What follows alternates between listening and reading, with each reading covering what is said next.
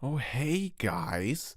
I think it's due time that we talk about the info panel right here, so long as my cat, Michael Jackson, can hold off on being a douche long enough for me to talk into this here microphone. Okay, let's check it out.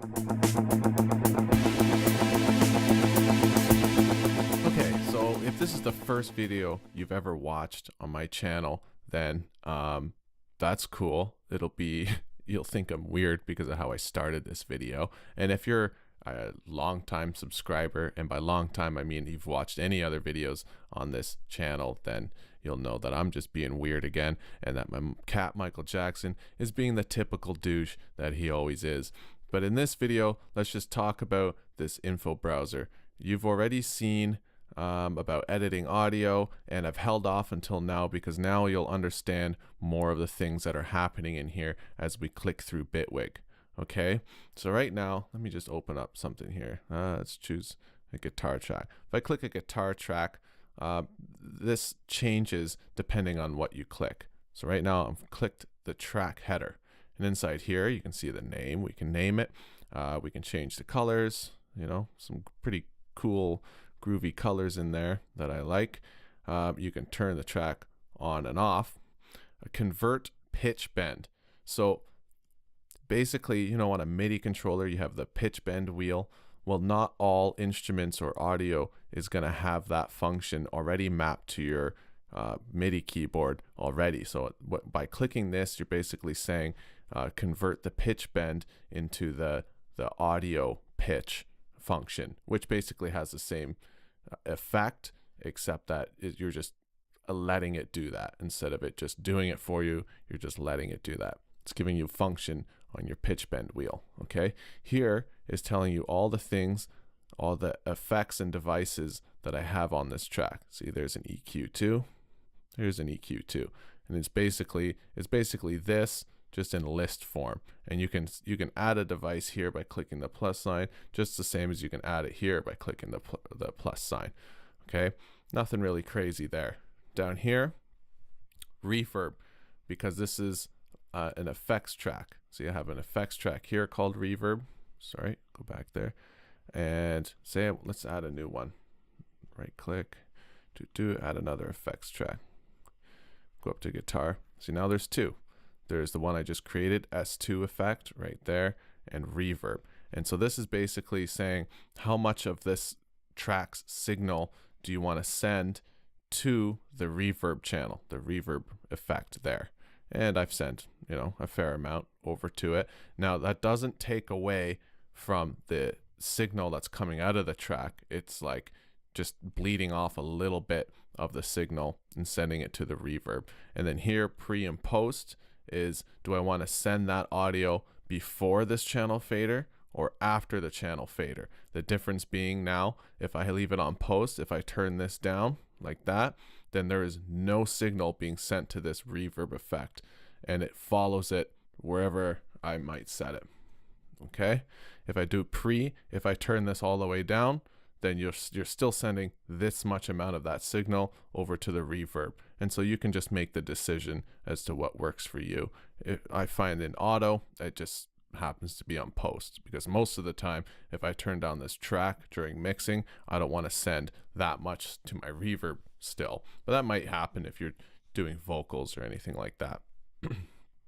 Okay, here is your inputs and outputs. The top is input, the bottom is output.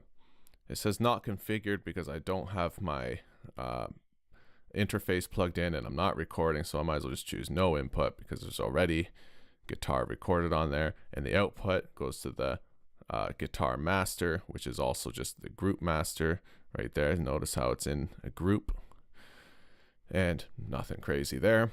Auto monitor, that means if I hit the record button and I have an input selected, am I going to hear what is being inputted into this channel or not? So auto monitor is on in this case. This here is your pan, so right speaker being there, left speaker being there, nothing too crazy.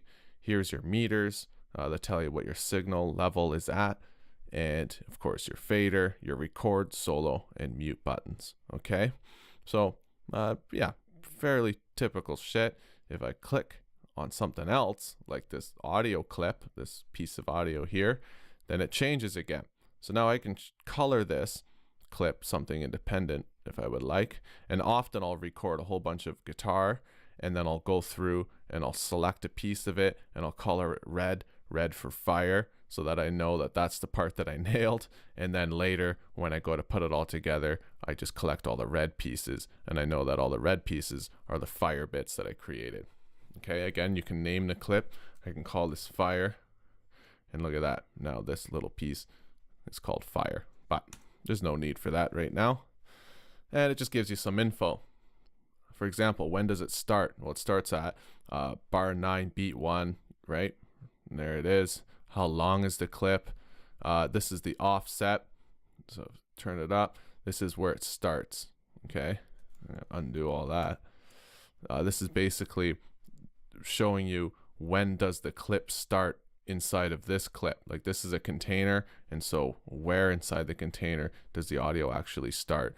And of course, I just want it on the first beat, first bar, whatever. Okay, this is the loop function. If I was to select loop, then I could loop this piece here by dragging it out.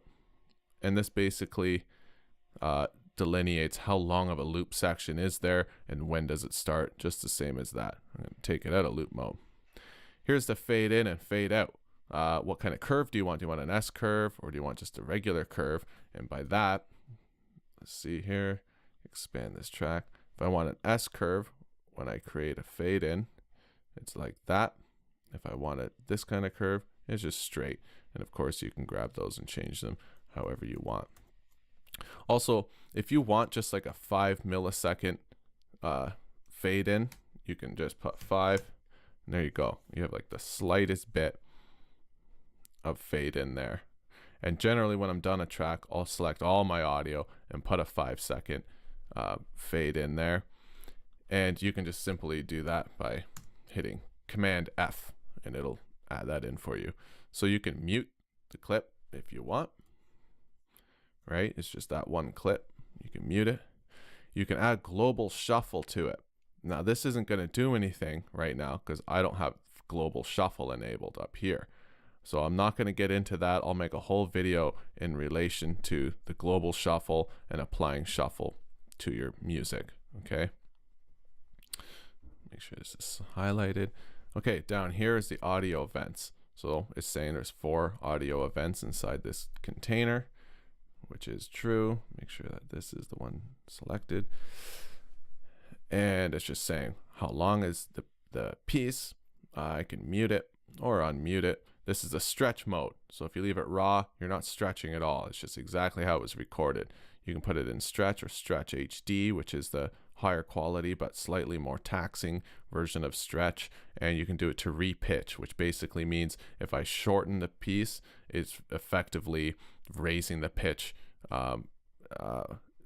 in congruence with how much I shorten it. If I stretch it out a whole bunch, it'll lower the pitch. Okay. All right. Onsets. This one's a little bit more confusing, but stay with me. If I do this, it ignores the onsets completely. If I do this, it's like adding a little bit of a crossfade in between the onsets. So if I stretch some of the audio, it's paying attention to the audio that comes before the onset and after the onset. Okay. If I do this one, this is more for rhythm, where there is no real audio before like a snare drum hit. So it's not going to care about that. It's just going to care about the audio that comes after. And so that's important, because if you're not doing rhythm and you're doing, say, a guitar or a bass, you want it to still be smooth. So that in that case, just leave it there. If you're doing rhythm, do it there. Okay. Put it back. This basically lets you listen to only the points where there is an onset. So let's play this clip for a sec. See, it's weird, right?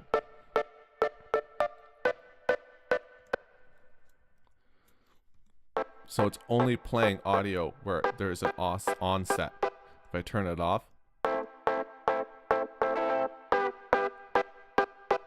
so that way you can audibly listen to where the onsets are placed, and that's super handy. This is the tempo. saying what the native tempo of this clip is.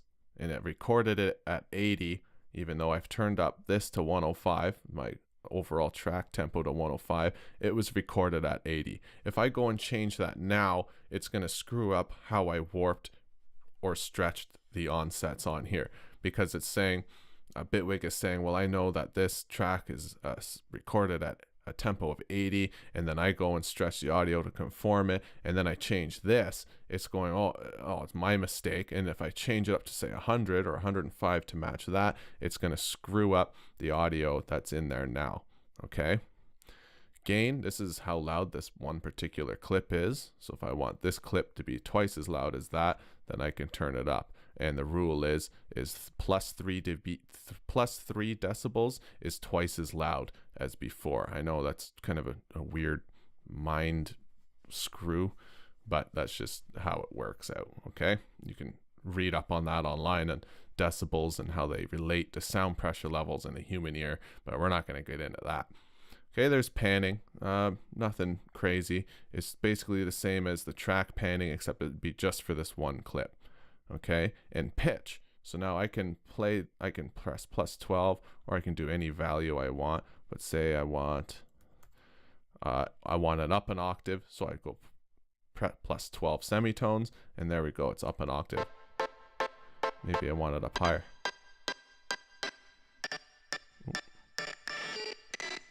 Well, that sounds terrible, right? Maybe I want it down an octave. No problem. Okay, and so that's basically, let's get this back to 0. And that's basically it for when you're clicking on a clip.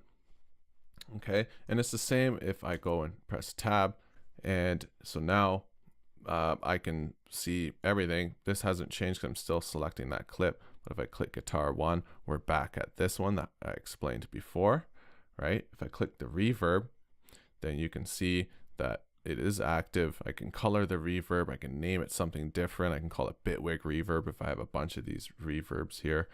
I can convert the pitch bend, which, I mean, I'm not gonna need to do, but I guess if I wanted to, I could.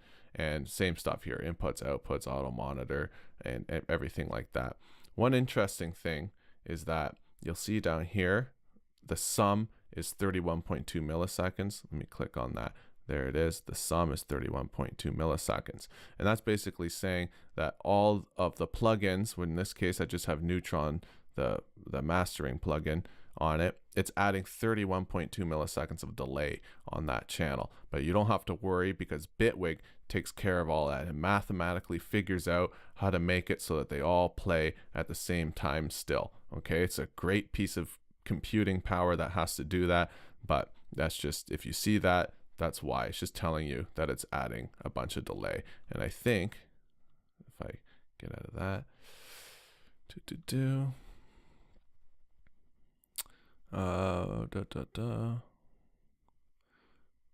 plug-in delay compensation. If I turn that off, then this is going to be 31 milliseconds late. So that's basically that. Okay, that's basically it, really. The important thing that you'll probably use it mostly for is when you have a track highlighted or when you have a clip highlighted like that. Okay, and so this will change to conform to whatever you're clicking at the time. For example, you know, it just is always changing. Audio events, there we go. And a lot of it is the same. It's just that it's staying relevant to what you have clicked at the time. Okay. All right, guys, I hope that clears up a little something for you. If not, then definitely leave the question down below. I hope you subscribe.